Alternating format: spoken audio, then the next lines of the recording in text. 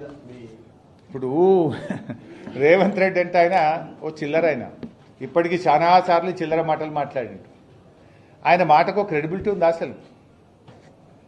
4 పార్టీలు మారినోడు, రోజుకు 4 అబద్ధాలు మాట్లాడేటోడు, 400 అబద్ధపు హామీలు ఇచ్చి అడ్డదారిలో అధికారం ఎక్కినోడు, 15 ఆగస్టు కల్లా రుణమాఫీ చేస్తానని దేవుని మీద ఒట్టుబెట్టి మాట తప్పినోడు, సిద్దిపేటకు వచ్చి ఆయిల్ పంప్ ఫ్యాక్టరీ ఇనాగ్రేషన్ సందర్భంగా 45 రోజుల్లో 9,000 కోట్లు రైతుల అకౌంట్లలో రైతు బంధు డబ్బులేస్తా అని మాట తప్పిన ఈ రేవంత్ రెడ్డి మాటలకు విలువ ఉన్నదా?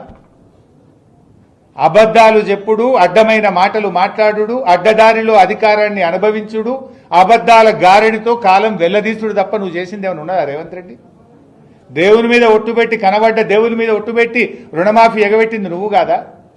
సిద్దిపేటకు వచ్చి 45 రోజుల్లో రైతు బంద్ వేస్తా అని 65 రోజులైనా రైతు బంద్ ఎగబెట్టింది నువ్వు కాదా?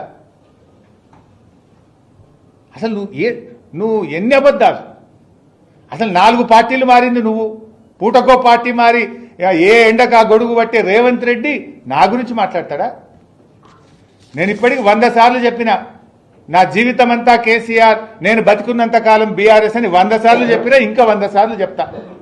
నువ్వేంది చిల్లరోడివి? నువ్వు అసలు నీకు నా గురించి మాట్లాడే నైతికత తక్కువ ఉందా? ఇందాకే అన్న కదా, గురువింద గింజ తన కింద నలుపు తెలియదు అన్నట్టు పార్టీలు మారిన రేవంత్ రెడ్డి ఒకే పార్టీ జీవితం అంతా, పుట్టుక బీఆర్ఎస్ లోనే, చావు బీఆర్ఎస్ లోనే అని గతంలో చెప్పినా మళ్ళీ చెప్తున్నా. కొత్తగా చెప్పేదేముంది? నువ్వు పుటకో పార్టీ మారుతావు, ఇవాళ కూడా కాంగ్రెస్లో ఉన్నావు, మోడీ గారి పాట పాడుతున్నావు, బీజేపీ పాట పాడుతున్నావు. నువ్వు రేపేడుంటావో తెలియని నువ్వు నా గురించి మాట్లాడి? నైతికతకు, నిజాయితీకి నేను కట్టుబడి ఈ రాజకీయాల్లో పనిచేసిన, విలువలతో ఉన్నాం. నీకో విలువలే లేవు నీకు. అసలు నీ ఇంటి పేరు మార్చుకో, యనుమల రేవంత్ రెడ్డి కాదు, అబద్ధాల రేవంత్ రెడ్డివి నువ్వు. నీ ఇంటి పేరు మార్చుకోవాలి నువ్వు. ఎన్నికలప్పుడు నువ్వు చెప్పినటువంటి అబద్ధాలు నమ్మే ప్రజలు మోసపోయిండ్రు. ఇవాళ ముఖ్యమంత్రి కుర్చీలో కూర్చొని కూడా అబద్ధాలే మాట్లాడుతున్నావు నువ్వు. ఒకవైపు జీవో రెన్యూవబుల్ ఎనర్జీ అంటావు, ఇంకోవైపు 24 గంటల ఉచిత కరెంట్ ఇస్తా అంటావు. ఎక్కడికెళ్ళి ఇస్తావు? రెన్యూవబుల్ ఎనర్జీ అంటేనే నీకు నీ ఆర్పీడీసీఎల్కు ఎండ కొడితే కరెంట్ వస్తుంది, ఎండ పోతే కరెంట్ పోతుంది. ఇక దానికి 24 గంటల కరెంట్ ఎక్కడికెళ్ళి ఇస్తావు? పచ్చి అబద్ధాలు మాట్లాడుతావు రేవంత్ రెడ్డి, చిల్లర